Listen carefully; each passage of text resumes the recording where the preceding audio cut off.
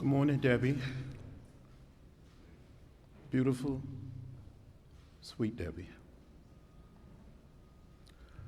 Good morning, my beloved brothers and sisters. John would like for us to say good morning. Today, on this day, we mourn the passing of a giant. He was not just a man,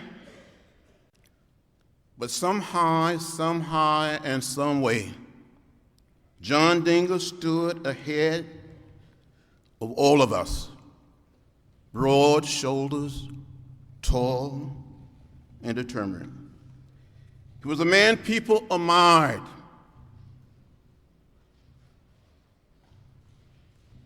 We admired him.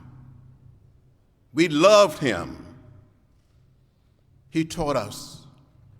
He led the way. He got in the way. And from time to time, he got us in what I call good trouble, necessary trouble. Before John Dingell used what he had the power of the people vested in his very being, in his very soul. He inspired each and every one of us to be brave, to be bold, to stand up, and to speak out. He loved the people of his district, and the people loved him. He loved the citizens of our nation. It was not for him, his election, a road to the Senate or the White House. It was not the gateway to riches after he left the Hill. For John Dingell, public service was a mission in and on itself. It was a great honor to see him, to speak to him, to say, "How you doing, Mr. Chairman?" He said, "Don't call me Mr. Chairman, call me John." It was very hard for me to say John Dingell. My friend, John Chairman Dingell, was bold. He was brave. The success of 59 years sounds so easy when we list all of his accomplishments. But he was human. He struggled. He experienced challenges. About 10 years into his career, President Lyndon Johnson sent the Civil Rights Act of 1964 to the floor of the House. The issue of race was at the forefront of the nation.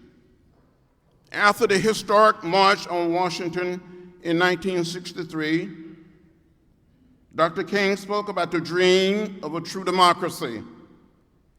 And I demanded on behalf of the young people, wake up, America, wake up. I didn't know any better. I had all of my hair, a few pounds lighter, and much younger. John voted for the bill as an act of conscience. He believed it was the right thing to do, but he was facing a very, very tough re-election. The issue of race was dividing our country, and the Michigan State House slated him for destruction by cutting a large population of African American out of his district. He was facing a Polish American like himself who had voted against the bill. John did not run from his decision or try to explain away his vote. He stood on the courage of his conviction and won that primary by 5,000 votes. People respect you when you stand up for what you believe. They may not always like what you decide, but they know they can trust you to do what you believe is right. And that counts for a great deal in the minds of the people who supported John Dingell. John Dingell, this man, this brave, bold man, loved the people, and the people loved him back. I remember on one occasion traveling to his district. The people showed him so much love and so much respect. He defended them like they were members of his own family. And they trusted him with their lives for 59 years. John was a good and noble man. The most important lesson John can teach us is that the passion and power of love never fails. Technology will change and pass away. Ambition will spark like a flash in a pan, but grow into a bonfire that consumes all it touches. Even knowledge one day will cease. But John knew that love is everlasting. He loved the house. He loved America. He loved his family. We can learn from the love and the compassion of John Dingell.